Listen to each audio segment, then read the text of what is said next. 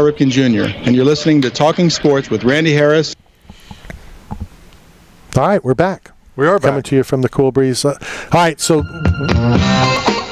Oh, yeah, we're drumming. I hear drumming. I hear drumming.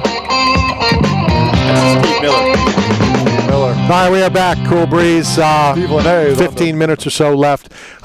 Just in case this is your last show, anything you want to talk about? Sure. What do you got on your phone? So we're all wearing glasses. I mean, in society, they say, you never hit a man with glasses. It's an honorary thing, a traditional thing. No, it's not. No, it's not. That's an old No, it's thing. not.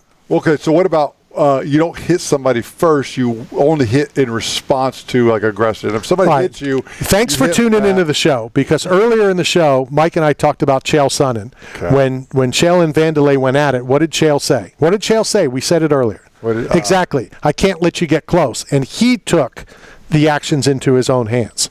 You don't wait to get punched. So you attack. If somebody acts like they're going to attack you, you strike first. Oh, yeah. That's the well, just kind of like our relationship. You got fired before you quit, right? Yeah. Right. So you got fired. I beat you to the punch. No, I beat you to the punch. But I didn't leave. You can't make this stuff up. This is you guys should have a sitcom show. But with Mr. Miyagi, right? You got this respect to martial art. Mr. Miyagi. We'd have to get Gary Busey to play him. Then. Yeah. But Gary, because they're about both nuts. But you have Mr. Miyagi, who's this martial artist and this historian of like martial art and tradition, right? But the new age is like, hey, I'm gonna put iron on Mr. Miyagi. The baby, the rapper, talks about, I'm gonna put a firearm on Mr. Miyagi. Your karate, kung fu, absolutely doesn't survive in the real world. Did you just learn this? No, but normal people have said for years that all your karate, all your mixed martial arts can't stop a bullet. Correct. Right. But that's what I'm saying. Like, but is there still honor in in a street fight? Right, in fist fighting, like in the 1400s. See what I put up with? No, but they used to do duels where you take 10 paces, you turn around, first one to shoot wins. Like there was honor in tradition. Is that gone now in the current world we live in? Is there any respect or honor for martial arts in the real world, not in competition? Please make a decision on your question, because first you're talking about street fighting, where there are no rules. Street fighting, there are no rules. There's none. None. Okay. In a street fight? Including punching somebody with glasses. Yeah. But a duel, like there was rule sets. Like in the saloons in the Old West, they would go outside and settle the difference, and they had respected rule sets for. To a certain extent. There were some guys in a duel that had snipers on buildings and shot the guy before he even turned around. There's no rules in street fighting. Wow. Okay. There's barely rules in real fighting, in MMA fighting. Now maybe, you know what I think you want? It's not. You know what? It's not against the rule. If your opponent goes to touch gloves with you and you knock him out while he's trying to touch gloves with you, there's no rule against that. It's unsportsmanlike. See? Right, but it's not a rule. You can do it. It's not illegal. Do you like it? No, I don't like it. I don't like knee kicks either. I think they should be illegal. I think you could ruin somebody's career with that oblique kick.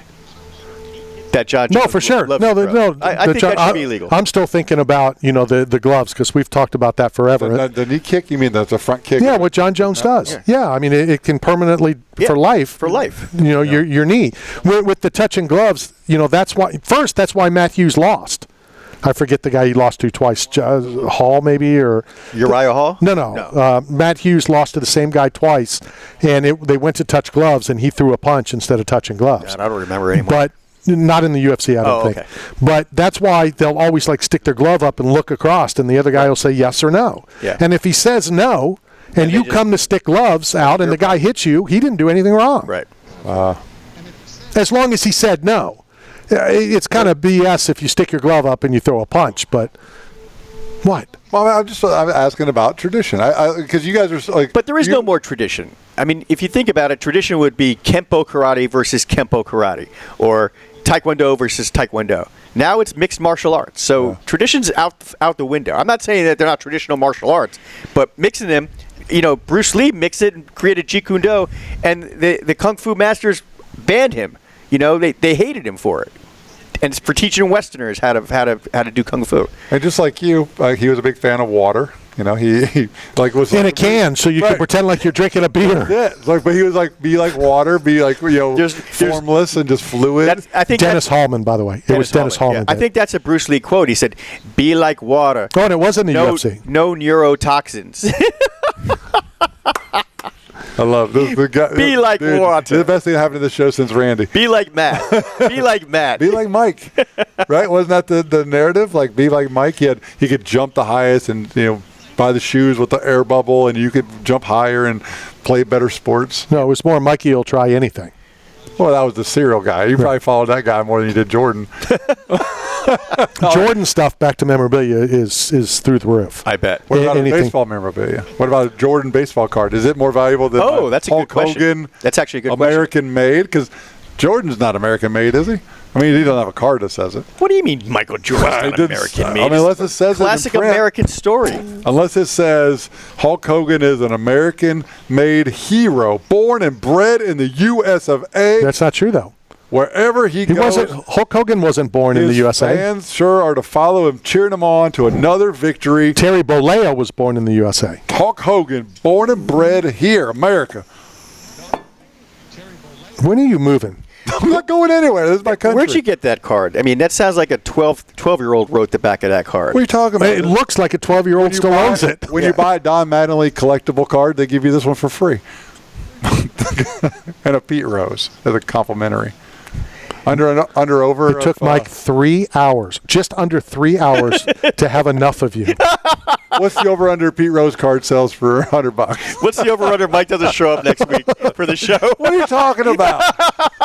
Dude, don't run off yet. I mean, we're just getting started. I brought you a gift. The object was Mike was supposed to run you off. That's the whole plan here. I'm from Indiana. I'm like a mullet. Like, I don't go anywhere. I'm hard to shake. You're like a mullet? Yeah, you can't shake me. I'm not leaving. Mullet shake? Like a mullet. No, a mullet doesn't. Billy Ray Cyrus would shake that mullet. Can't shake a mullet off. A good one stays in Not place. shake it off. Yeah, that's Taylor Swift. I think you're talking about a mohawk. Well, all those things are permanent. And I have a mohawk as well. Steve, forget about waiting for Mike Perry. Why don't you come over here and punch me in the face as hard as you can? He'll break his hand. He has pink gloves. He won't hurt you. There's your training camp. Can we just talk about Emmanuelle Vaugiers for a minute? Sure. I never was a fan of 2.5 Men. I never watched. Not that I wasn't a fan, because I never watched it. Right. I just wasn't home. And that was before. That show was on before, when you had to wait a whole week for the next episode, where you couldn't binge watch everything. I probably could watch it on Netflix now, but man, I had no idea. You don't need to go to Netflix. It's on USA. It's on all those all the time. Really? All the time. What's the USA? TV network. I didn't watch it either. My dad used to watch it a lot, and then when he passed away, I watched that and a couple other shows. The other Tim Allen thing I never really watched. Last Man Standing. Yeah. Which was funny. But when you go what back, was the Tim Allen show with Pamela Anderson was a neighbor? Tooltime. Yeah. That was the name of the show? No, that was a show. Home Improvement. Home Improvement, right. Which they're bringing back. Oh, that's right. Cool. Yeah. Home Improvement is coming back with those three. Wow. So they're in and production. Pam Anderson too? Pamela Anderson's come back? No, not Pam. It's the girl that we met who was part of.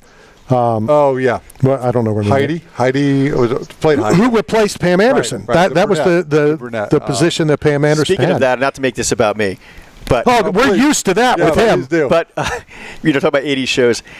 I was working at the stadium at Raymond James Stadium, and I was hawking beer as a goof, and this group of guys right by the Buccaneer the ship. They're standing up, and I'm walking around. So this is recent.